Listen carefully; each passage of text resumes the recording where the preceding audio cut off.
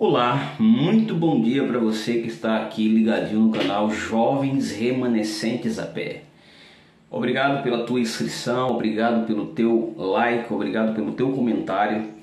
Eu quero mandar um abraço para meus amigos que estão aí em Portugal, que estão assistindo aí a esses vídeos, que estão aí deixando seus comentários. Um abraço para você aí que mora em Portugal.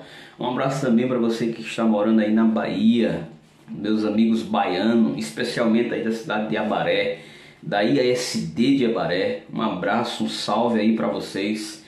E eu percebi que muitos de vocês que assistem o conteúdo deste canal ainda não é inscrito. Então, por favor, se inscreva aí no canal, deixe o seu like aí, porque é uma coisa muito simples para você, mas para mim me ajuda muito.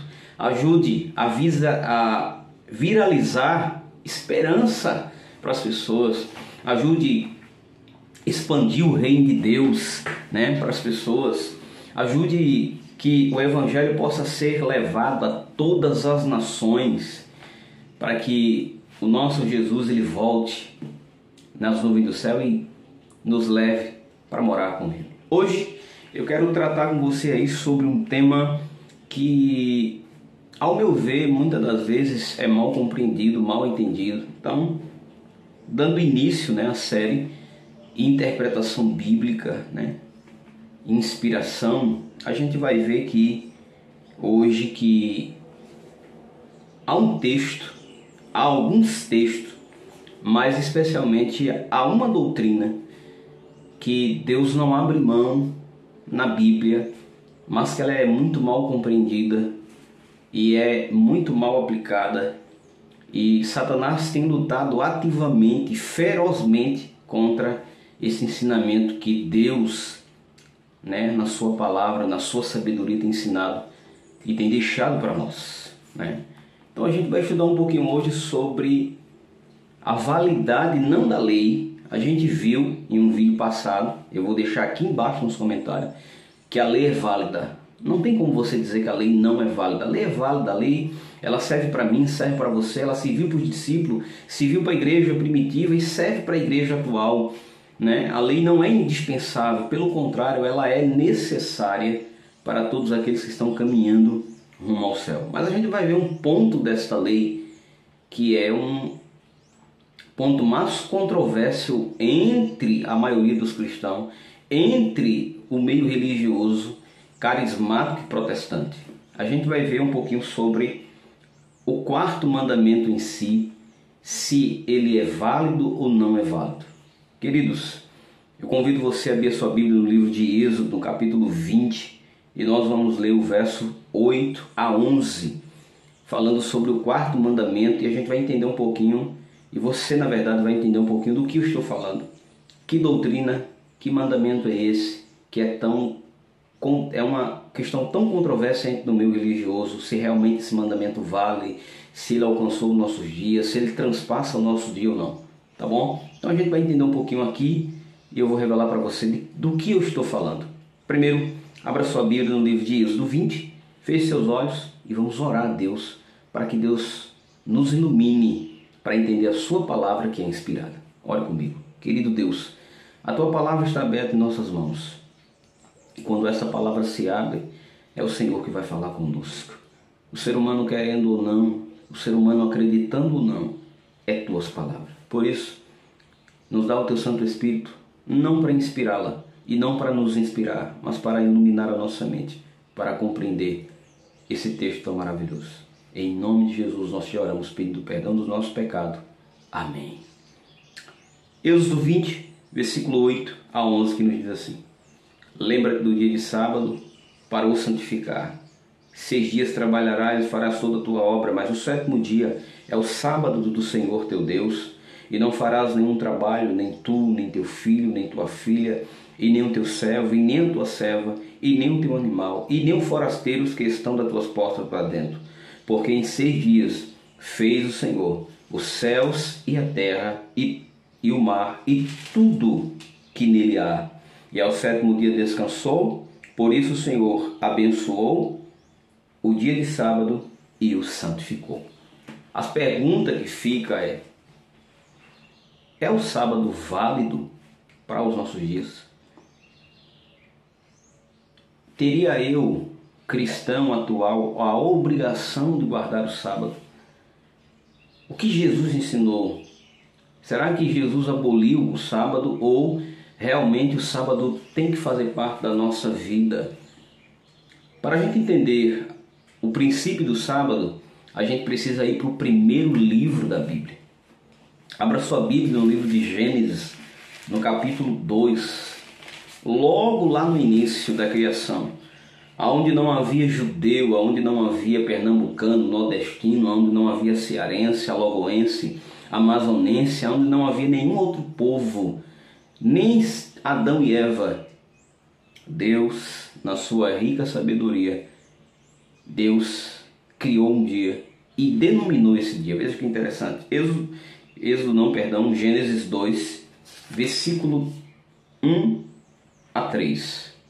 Assim, pois, foram acabados o céu e a terra e todo o seu exército. Havendo Deus terminado no dia sétimo a sua obra que fizera, descansou neste dia de toda a sua obra que tinha feito.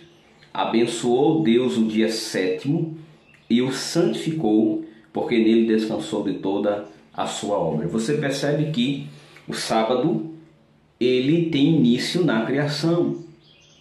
O sábado tem um início muito antes de Adão e Eva nascerem, muito antes de Adão e Eva serem criados. Deus já havia criado o sétimo dia. Mas como eu sei que o sétimo dia é o sábado? Por causa de Êxodo 20, versículo 8 a 11.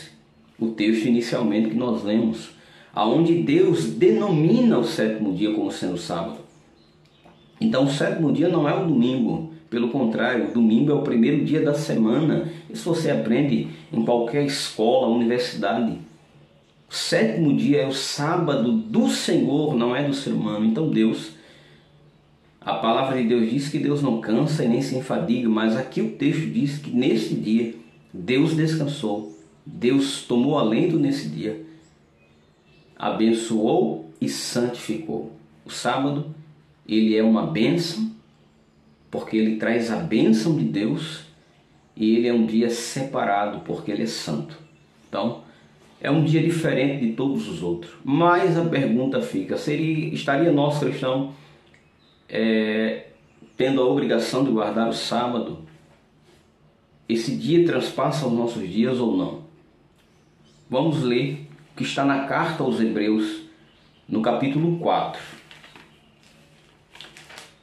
Vamos ler o que está na carta aos Hebreus, capítulo 4.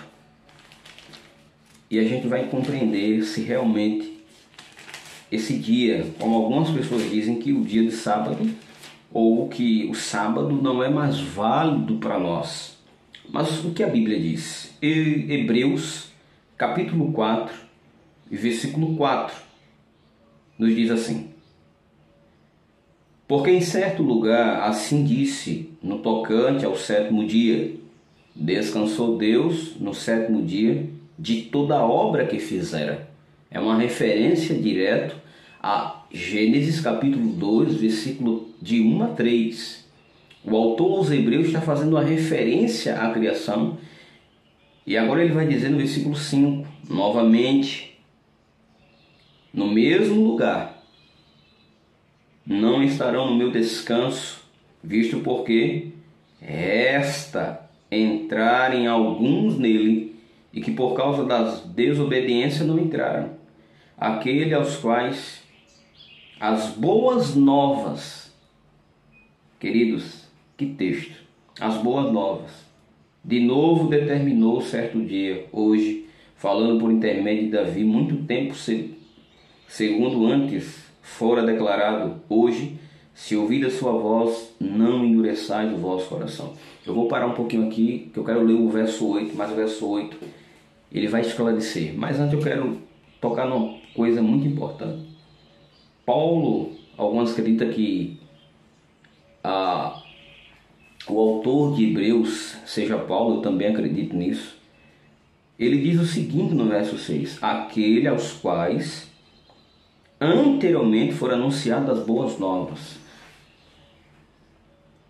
O autor está dizendo que os nossos antepassados, os patriarcas, os profetas, os anunciaram as boas novas da salvação. A gente sabe que as boas novas que o texto está dizendo aqui é o Evangelho. Então, veja o que o verso 8 vai dizer. Ora, se Josué lhe houvesse dado descanso, não falaria posteriormente a respeito de outro dia? Você sabe que quem sucedeu Moisés foi Josué. E o texto bíblico está dizendo, olha, se o sucessor de Moisés, Josué, tivesse falado, trocado o dia, desse descanso em outro dia, não tinha falado, não tinha deixado escrito, então ele vai discorrer o texto dizendo, ainda resta um descanso de Deus para nós. No versículo 9, ele vai dizer isso, portanto, resta um repouso para o povo de Deus, porque aquele que entrou no descanso de Deus, também ele mesmo descansou de sua obra como Deus das suas. Então resta, querido, um sábado para nós. O sábado não passou. Jesus em Marcos vai dizer, o sábado não foi o homem não foi criado por causa do sábado, mas o sábado foi criado, estabelecido por causa do homem. Por isso o Senhor é Senhor do sábado. Jesus é o Criador do sábado. Ele está acima do sábado. Não o homem está acima do sábado, mas o sábado foi criado por causa do homem. E eu quero terminar com um texto que esclarece de uma vez por todas essa questão.